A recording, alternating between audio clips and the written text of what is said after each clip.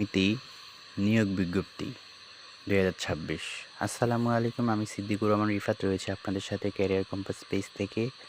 সবার আগে চাকরির সকল তথ্য, আবেদন প্রক্রিয়া সম্পর্কে জানতে আমাদের পেজটি ফলোদের সাথে থাকবেন। ধন্যবাদ।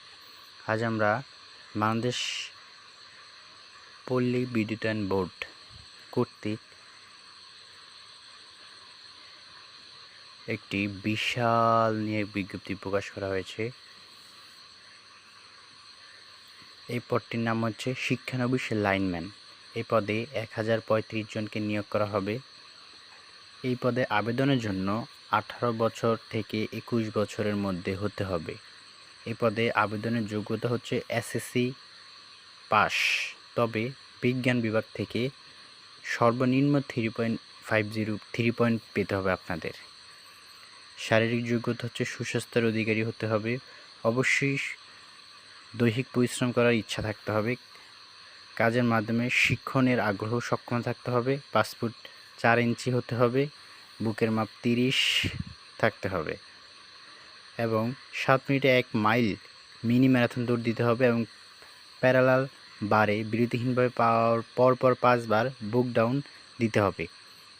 বিদ্যালয়ে শরীরচর্চা ক্রীড়াকর্মে পারদর্শী প্রার্থীকে অগ্রাধিকার দেওয়া হবে।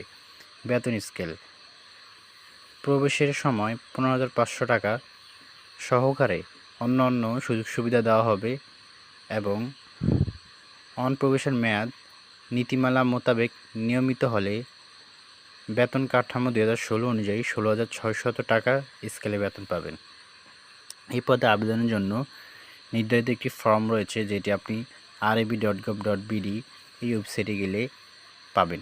এই ওয়েবসাইট থেকে আপনারা এই ফর্মটি ডাউনলোড করে সহজে হাতে লিখে ডাকযোগে কাগজপত্র সহকারে আপনারা এটি আপনাদের নিকটস্থ বাংলাদেশ পল্লী বিদ্যুতায়ন সমিতিতে প্রেরণ করবেন। এই পদে আবেদনের জন্য 200 টাকা চার্জ প্রযোজ্য। এই পদে আবেদনের জন্য এসএসসি পরীক্ষার ফটোকপি, নাগরিকত্ব সনদ, সদ্য তোলা 4 কপি পাসপোর্ট সাইজ ছবি সত্যায়িত ও 200 টাকার ব্যাংক ড্রাফট করে সিনিয়র জেনারেল ম্যানেজার যে পল্লী বিদ্যুৎ অফিসের আন্ডারে রয়েছেন সেই অনুযায়ী আপনারা এই টাকা প্রেরণ করবেন। এছাড়া এই পদে আবেদনের জন্য আপনাদের শারীরিক পরীক্ষা নেওয়া হবে। শারীরিক পরীক্ষা যারা টিকবেন তাদেরকে লিখিত ও মৌখিক পরীক্ষায় অংশগ্রহণ করতে হবে। এই পদে নিজ জেলাতে নিয়োগ করা হয় না। এই পদে পার্শ্ববর্তী জেলা